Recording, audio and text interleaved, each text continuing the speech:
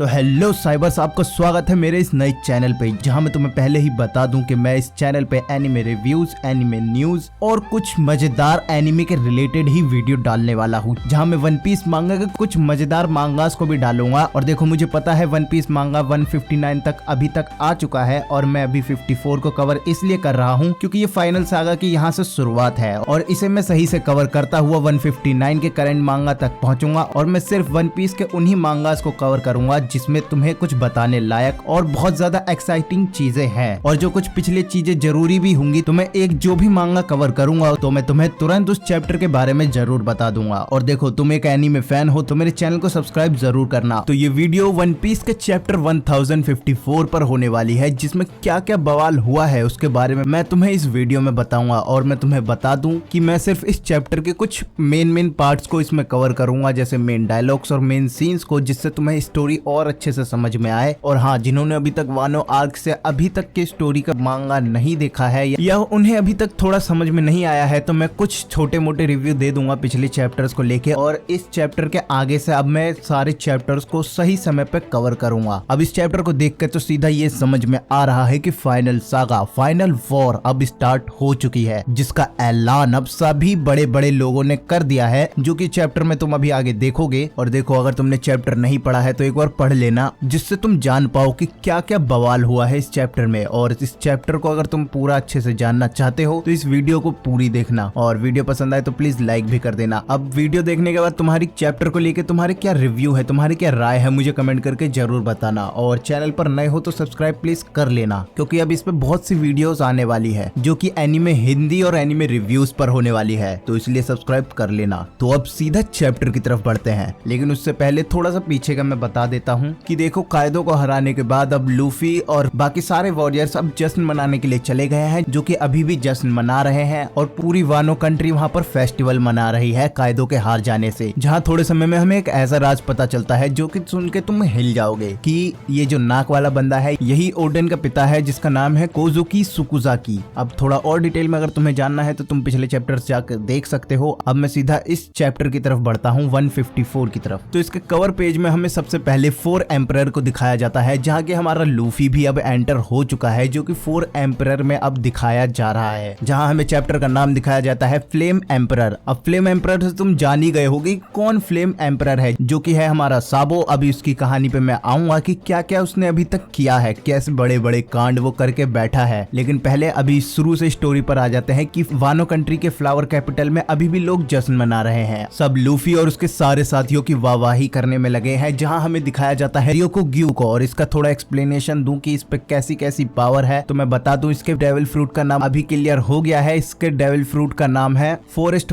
Fruit, यानी इस पे अभी पूरे एक जंगल की ताकत है, जो कि तुम अभी इस चैप्टर में देखोगे कि ये बंदा जैसे जैसे इस जहाँ पे चलता है, उस जगह पे पैर रखते ही वहाँ कई सारे पौधे उग जाते हैं। अब ये सीधा वानो कंट्री की तरफ लूफी को पकड़ने जा रहा होता है, लेकिन इस एडमिरल के सामने आके सारे समुराई आके खड़े हो जाते हैं, जो कि वहाँ पर 6 समुराई हमें दिखाए जाते हैं, जिनका मकसद होता है इस रियोको ग्यू को रोकना, ताकि लूफी अपनी जश्न को अच्छे से मना पाए और थोड़ी देर के लिए शांत रह सके। जहाँ हम रियोको ग्यू को एक झटके में अपनी पावर दिखा देता है, जहाँ वो अपने हाथों को कई विशालकाय बेलों में बदल लेता है, जिसे एनिमेशन में देखने में तो तुम सोच ही लो कि क्या लेवल जाने वाला है एनिमेशन का। जहाँ बस रियोको ग्यू भी अपनी ताकत से उन समुराइज को मारने लगता है, जहाँ एक और जंग चालू हो जाती है, समुराई वर्सेस रियोको ग्यू, जहाँ समुराई कोशिश करते हुए तो दिखते हैं, लेकिन रियोको से थोड़ा कमजोर पड़ते हुए भी दिखाई देते हैं, जहाँ वो भी ये देखकर हैरान होते हैं कि ऐसी पावर इस पे कैसे है। अब यहाँ समुराई अपनी पूरी ताकत से रियोको से लड़ने में लगे हैं, जहाँ एकदम ही एंट्री होती है यामातो की, जो कि एकदम ही सीधा रियोको ग्यू के सामने आके हवा में उछलते हुए अपने हथियार से सीधा रियोको ग्यू के सिर पर दे मारती है, जिसका सिर जाके सीधा जमीन में टकराता है। और वो सर को पकड़ते हुए कहता है कि अच्छा, तो तुम पे भी थोड़ी हाकी है। अब रियोको ग्यू एकदम ही चौंक जाता है और चिल्लाता है कायदो, जहाँ उसके सामने एक बड़ा ड्रैगन दिखाई देता है, जिसको देख के सब चौंके हुए होते हैं कि क्या एक ड्रैगन। लेकिन इस बार वो कोई नीला ड्रैगन नहीं होता, बल्कि गुलाबी ड्रैगन होता है, जिसको देख के तुम समझ गए होगे कि वो कौन है। वो होता है मोमोनोसुके, जिसे देख के यामाटो और समुराई भी पहचानते हैं। अब रियोको ग्यू भी उसे देखकर बिल्कुल तैयार होता है और कहता कोई भी हो आ जाओ, मैं तुम जैसे ड्रैगन से भी लड़ने के लिए तैयार हूँ। अब रियोको बिल्कुल अपने जायंट फॉर्म में होता है और मोमोनोसुके अपने ड्रैगन फॉर्म में, और दोनों आपस में लड़ते हैं, जहाँ रियोको ग्यू मोमोनोसुके को देख के कहता है कि एक गुलाबी ड्रैगन, पहली बार मैंने कुछ ऐसी एबिलिटी के बारे में सुना है, और ऐसा बोल के उसे अपने बेलों से वहीं जकड़ लेता है, जहां मोमोनोसुके यामातो से चिल्ला के कहता है कि इससे दूर रहो। अब वही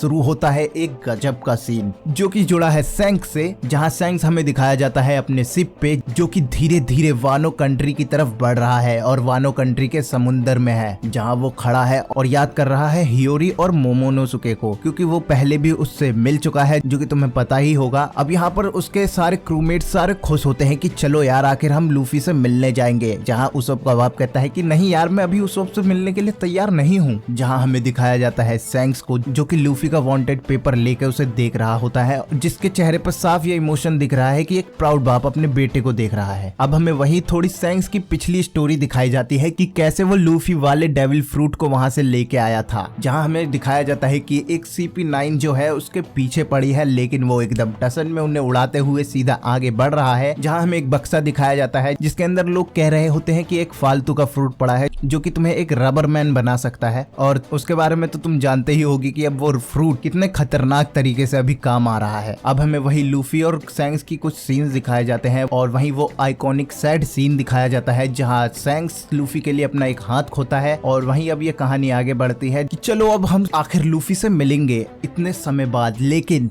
वहीं सैंक्स कहता है कि नहीं ऐसा नहीं होगा, अभी हम लूफी से मिलने नहीं जा रहे हैं। सब कहते हैं कि क्या फिर हम यहाँ किस लिए आए हैं। यहाँ सैंक्स कहता है कि यहाँ हम आए हैं उसके लूफी के जो अंडर काम करता है ना, वो बाट गाय मतलब बार्थोलोमियो, उसने जो कांड किया है उसको लेके ही सैंक्स यहाँ पर आया है। और इसमें सैंक्स बताता है कि बार्थोलोमियो ने सैंक्स के शिप के झंडे को उड़ा के वहाँ पर लूफी के झंडे को लगाया है और सैंक्स उसी को पकड़ने के लिए यहाँ पर आया है। और देखो बार्थोलोमियो लूफी का फैन के तौर पर एकदम गजब बंदा है, बंदा लूफी के नाम पे तो वो किसी बड़े से बड़े एम्परर से टकरा जाए, और तुम्हें भी पता है कि सैंक्स कितना सन की एम्परर में माना जाता है। अब देखो यहाँ सैंक्स बिल्कुल शांत हो जाता है और टेबल पे बैठकर अपने सेक को भरते हुए कहता है कि हे बैक, तुम्हें लगता नहीं है कि वो अब समय आ गया है कि हम उसे ले आए। बैक एकदम चौंक कर सैंक्स की तरफ देखता है कि क्या ले आए, जहाँ सैंक्स कहता है द वन पीस, जहां अब सीधा समझ आ रहा है कि बहुत बड़ी दौड़ अब चालू हो गई है, जहां सारे एम्परर और सारे पायरेट्स अब वन पीस के पीछे जाएंगे, जिसकी दौड़ लूफी ने कई समय से पहले चालू कर रखी है। लेकिन अब बड़े बड़े लोग भी इस दौड़ में अब दोबारा से शामिल होने वाले हैं, और सैंक्स के ऐसा कहने पे लग रहा है कि उसे शायद से अंदाजा है कि वन पीस कहां पर है। अब वहीं एक और गजब का सीन दिखाया जाता है जो कि साफ दिखाता है कि यही स्टार्टिंग है फाइनल सागा की, जहां हमें न्यू वर्ल्ड का नेवी हेडक्वार्टर दिखाया जाता है, जहां पर बातें चल रही होती हैं, जहां फ्लेम एम्परर साबो के ऊपर बातें चल रही होती है कि यार लोग उसे फ्लेम एम्परर साबो कहने लगे हैं, लोग उसे इस वर्ल्ड का चैंपियन कहने लगे हैं, जहां साबो के अब तुम्हें कांड पता चलेंगे कि क्या क्या साबो ने किया है। जहां यही बातें चल रही होती है कि साबो ने नेफतारी कोबरा को मार दिया है, वही वीवी के जो पिता है आराबास्ता के किंग, जिसे साबो ने मार दिया है, जिसकी न्यूज पूरे वर्ल्ड में पेपर द्वारा फैल गई है, जिसका सच हम जानते हैं कि क्या कांड फैलाया जा रहा है, क्यों इन सब की बुरी इमेज बनाई जा रही है। जहां अब हमें साबो को थोड़ा पीछे का स्टोरी दिखाया जाता है, जहां उसने कैसे होली लैंड की ऐसी तैसी करी है, जहां हमें सीधा ये बताया जाता है कि कैसे कि वहां के एडमिरल्स रियोगोकू और फ्यूजिटोरा ने नेवी के डिफेंस में रिवोल्यूशनरी आर्मी से लड़ाई की, जहां पर साबो और उसके सारी टीम ने आखिर में वो जंग जीता और बार्थोलोमियो कुमा को बचा के वहां से ले गए। लेकिन वहीं हमें आगे बताया जाता है कि उसी के साथ साथ वहां पर जो किंग कोबरा की जो बेटी है वीवी, वो भी अभी गायब है, और साबो और रिवोल्यूशनरी आर्मी का भी अभी कोई अता पता नहीं है। शायद से हमें वो अगले चैप्टर में पता चल जाए। लेकिन वहीं पर हमें एक नया कैरेक्टर देखने के लिए मिलता है जो कि नेवी क्रिमिनल अफेयर्स का यूनिट चीफ है, जिसका नाम है कुरोमा। अब यहाँ पर ये बातें चलती रहती हैं। अब आगे हमें थोड़ा कहानी में दिखाया जाता है साकाजुकी को, जो कि पूरा सीरियस होता है और कह रहा होता है कि मैं अब फ्लीट एडमिरल की रैंक पर हूँ, तो अब समय आ गया है इस बेकार के एरा को खत्म करने का।